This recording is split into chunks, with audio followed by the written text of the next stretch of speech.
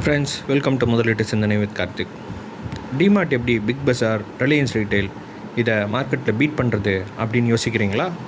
வாங்க, அது எப்படின்னு நம்ம இந்த ஷார்ட்ஸில் பார்ப்போம். டிமார்ட்டை பொறுத்த வரைக்கும் அதோடய ப்ராஃபிட் மார்ஜின் ரொம்ப கம்மி தான்.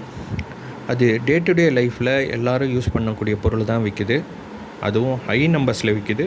அதோடய ப்ராஃபிட் மார்ஜின் சின்னதாக இருக்குது. அதனால் மக்கள் அடிக்கடி வாங்குகிறாங்க, நிறைய வாங்குகிறாங்க டிமார்ட்டில்.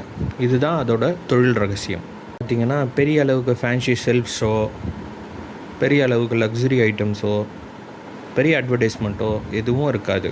அதை பொறுத்த வரைக்கும் நிறைய சேல்ஸ், அதிக லாபம்.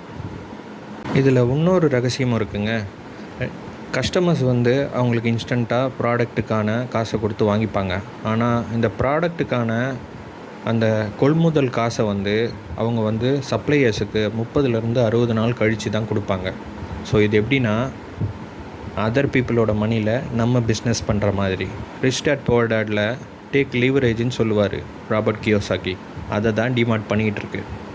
இது ரீட்டைல் இல்லைங்க, ஒரு வெல்த் க்ரியேட் பண்ணுற மிஷின்.